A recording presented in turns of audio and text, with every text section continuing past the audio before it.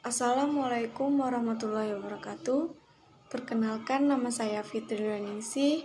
Saya berasal dari kelas 1A, Prodi D3 Keperawatan Poltekkes Kemenkes Bengkulu. Di sini saya akan menyampaikan video pembelajaran mengenai posisi anatomi. Bagi orang yang berkecimpung dalam dunia kesehatan, anatomi fisiologi tubuh manusia adalah hal wajib yang harus dikuasai. Dikarenakan sentral dari semua usaha kesehatan adalah tubuh manusia.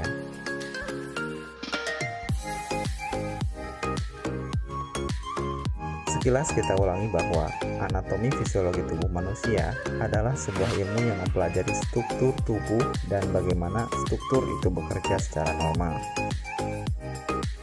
Anatomi berasal dari bahasa Yunani anatomia, anatemnein, yang berarti memotong, adalah cabang dari biologi yang mempelajari struktur dan organisasi dari bagian-bagian tubuh makhluk hidup yang saling berhubungan satu sama lain. Dan juga ilmu anatomi ini juga berguna untuk sarana komunikasi antara dokter dan tenaga kesehatan lainnya, seperti tenaga keperawatan mengenai struktur dan fungsi organ tubuh.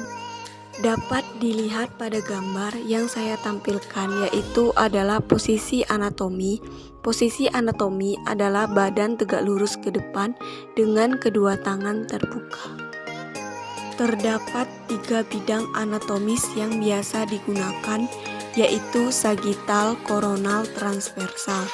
Bidang sagital yaitu garis vertikal yang membagi tubuh menjadi 2 bagian, kiri dan kanan. Bidang koronal yaitu garis vertikal yang membagi tubuh menjadi bagian depan, anterior, dan bagian belakang, posterior. Dan bagian transversal yaitu garis horizontal yang membagi tubuh menjadi bagian atas, superior, dan bagian bawah, inferior. Istilah yang berhubungan dengan posisi: bidang median atau mid sagittal yang membagi tubuh menjadi bagian yang sama, kanan dan kiri. Bidang sagittal atau paramedian yaitu bidang yang sejajar dengan bidang median tetapi membagi tubuh menjadi bagian kanan dan kiri yang tidak sama. Berikut saya menampilkan gambar bidang dan posisi dalam anatomi. Coronal plane atau coronal bidang. Coronal plane adalah bidang yang membagi seluruh tubuh atau bagian tubuh ke dalam segmen anterior atau depan dan posterior atau belakang. Bidang ini melewati tubuh secara vertikal dari satu sisi ke sisi lain.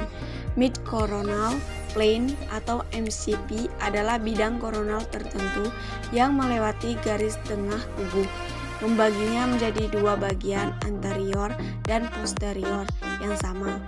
Bagian ini sering disebut sebagai bidang mid-scalary karena berimpit dengan axillary line.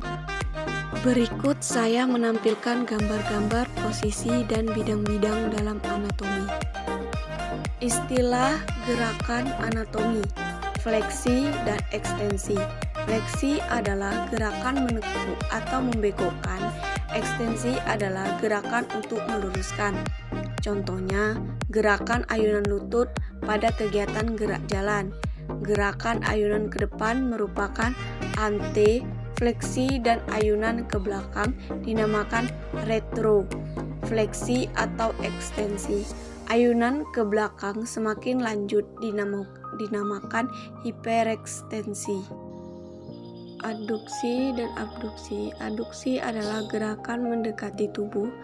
Abduksi adalah gerakan menjauhi tubuh.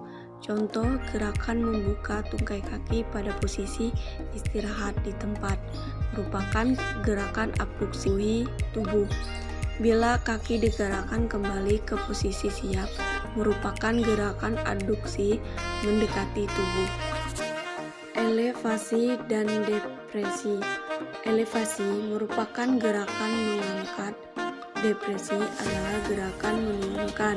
Contohnya, gerakan membuka mulut atau elevasi dan menutupnya atau depresi, juga gerakan pundak ke atas atau elevasi dan ke bawah atau depresi.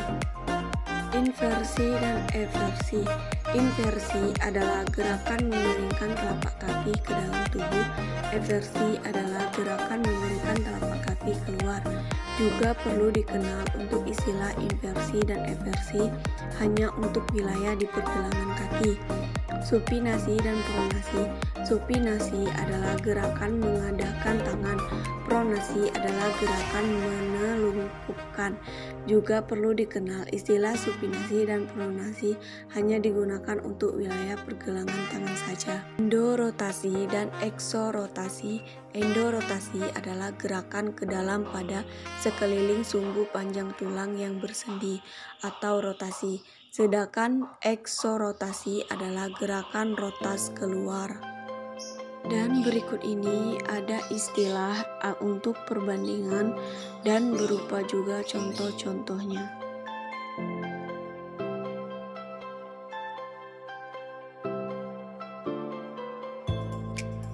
Baiklah, sekian video singkat pembelajaran dari saya dan semoga bermanfaat bagi kita semuanya.